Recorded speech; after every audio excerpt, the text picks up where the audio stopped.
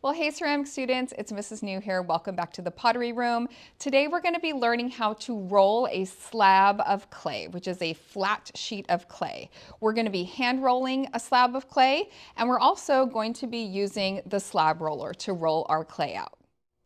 So we're going to use slabs for the next couple projects. We could be using them for tiles, for trays, for name plaques. We'll do some flat slab work, and then we'll also use forms and templates to shape our slabs of clay. Rolling a good slab of clay is a very, very important skill when you're working with clay. So let's go ahead and get started.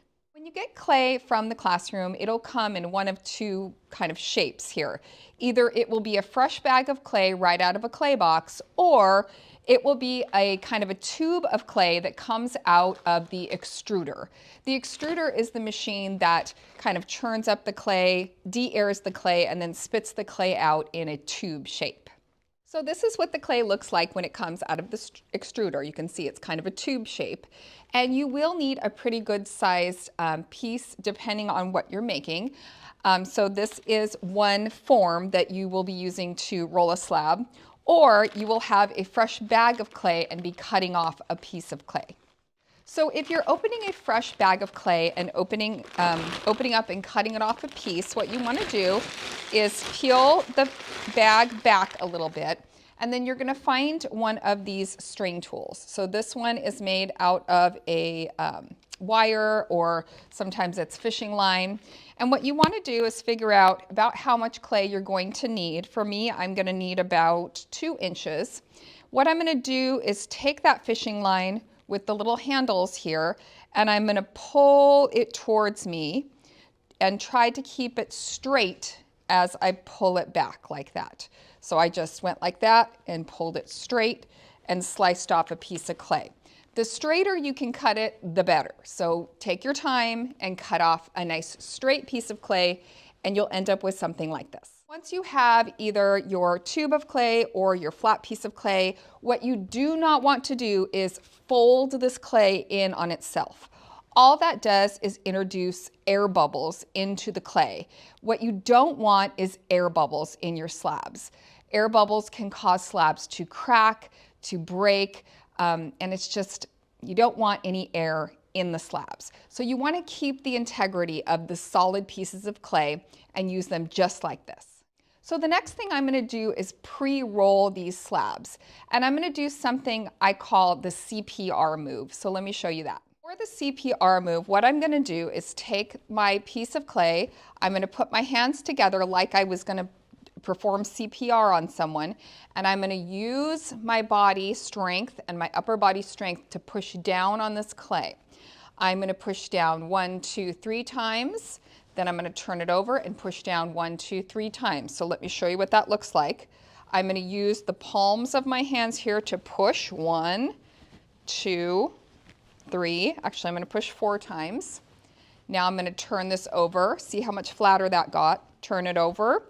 And I'm going to push 1, 2, 3 times that way, 3 or 4. And you can see just from pushing it out, I've already flattened this clay quite a bit. Now what that would look like on this piece of clay that I cut off of a fresh bag would look very similar. 1, 2, 3. Just flip it over. 1, 2, 3. So you can see I've already flattened this out quite a bit just by doing the CPR move. Now once I've gotten this flattened out a little bit, I'm going to go ahead and pre-roll this. So I can use the slab roller to help me, but I can't put a piece this thick into the slab roller. It will break the slab roller. So either way, I have to pre-roll the slab out. So I'm going to grab a nice big rolling pin, and what I'm going to do is lean into this as I push out from my body. So let me kind of show you what that looks like. It might look like 1, 2, 3, 4, okay? And then turn around. 1, 2, 3, 4. Turn around, back and forth. Notice I'm moving the clay. I'm moving it around back and forth, and I am trying to make it even all the way through. Now that is thin enough now to go ahead and put through the slab roller. The slab roller will be set at a certain thickness for the different projects that we're making. Now, if you choose not to use the slab roller, you can also use these sticks. And on the end of the sticks are different shapes. There are triangles, stars, circles, and squares and X's. So, and you can see each one of these little sticks is a different thickness. So what you would want to do is figure out how thick do I need my slab. For instance, an X is very thin versus a square is very thick. And then I would need to find two of these sticks that have the same shape on them that is the thickness I'm looking for. Now, for the name plaques and the tiles, probably you'd want to use either the triangles or maybe the squares, okay? If you were making something more like a wall pocket or a vase, you might want to use the stars, which are a little thinner of a slab. So let me show you what these sticks will do to help you roll out a slab. So what I'm going to do is, with the clay that I already flattened out a little bit, I'm going to go ahead and put these two sticks on either side of the clay, making sure I have the right shape. And what this is going to do is help me to roll a slab that is even thickness. So let me kind of show you what this will look like. I'm going to push, again, with my upper body strength, and I'm going to roll out and back towards me. I'm going to turn it around. Now what that does is releases the clay from the canvas cloth that you have underneath. By the way, you do need a piece of canvas cloth underneath when you are rolling out slabs. Otherwise, the slab can stick to the table. So look in the drawer that says canvas cloth and get a piece of canvas cloth, or use the back demo table here to help you. So you can see I'm getting pretty close here to touching my boards. Once my rolling pin touches the boards on both sides, kind of like that, then I know it's about there. So I think I have about one more pass, but I've got to move the clay slab back and forth. Now, depending on what I'm making, I want to think about, do I need a slab that is longer or a slab that is wider, right? So right about there, that's an even thickness. So you can see how these sticks can help me hand roll a slab that is even thickness. Now let's talk about using the slab roller to help us roll even slabs. Again, if I'm going to use the slab roller to help me roll a slab, I still have to pre-roll the slab.